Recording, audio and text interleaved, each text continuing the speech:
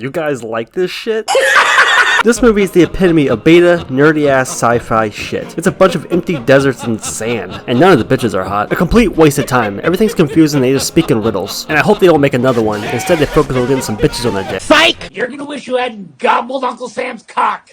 So Dune has to be one of the most hyped movies of the year. It's adapting apparently one of the greatest sci-fi novels of all time, and fans have been waiting years to see it. After a few delays, it's finally here, and I know nothing about it.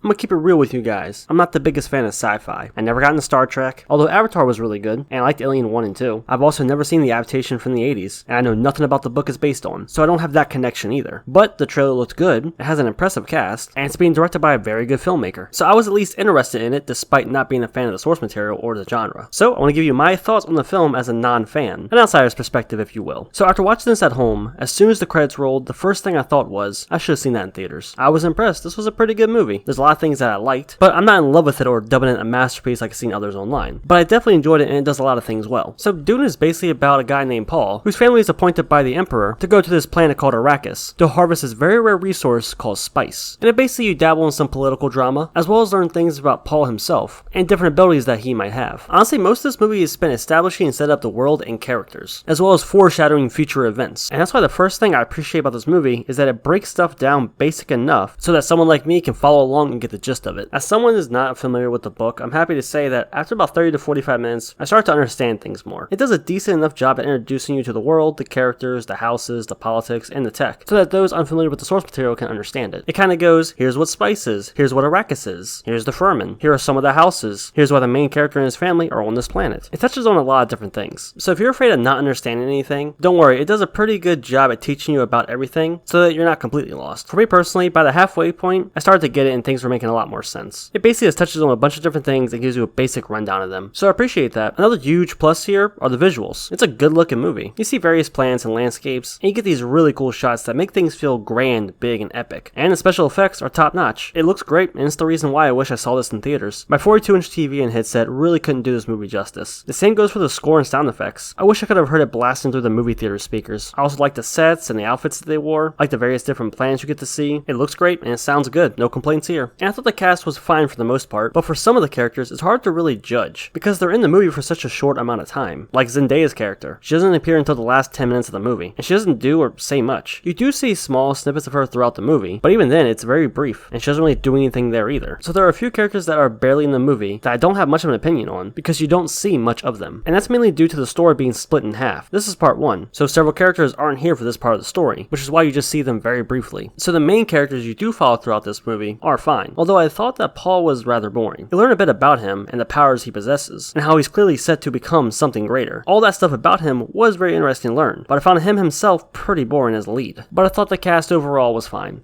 I don't really have much to complain about except two things. One is that this movie is very slow for the first half of its runtime. The more action-packed, interesting stuff happens in the last hour, and the first part of this movie is just really here introducing everything to you. You'll have some entertaining visuals the whole time, and some interesting world building, and for some people that's enough to keep them engaged. But I wouldn't blame anyone if they said they got bored for half of the movie because of how slow it is. Personally, I found the world building intriguing enough to keep me invested, but there were a few times where I did get bored, but then something else would happen or be introduced that will pull me back in.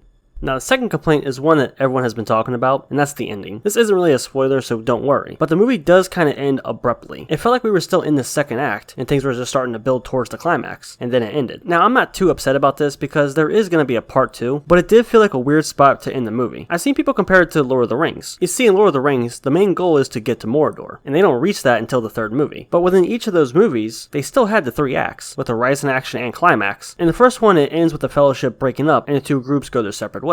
This felt like an ending. It felt like the conclusion to this part of the story, and it sets the two groups up for their own adventures in the next film. In Dune, you don't get that feeling. You kind of go, wait, that's it? It's like, imagine if the Fellowship ended when they got to the mines, and then Two Towers picked up from there. That's kind of what it feels like. We now have but one choice. We must face the long dark of Moria.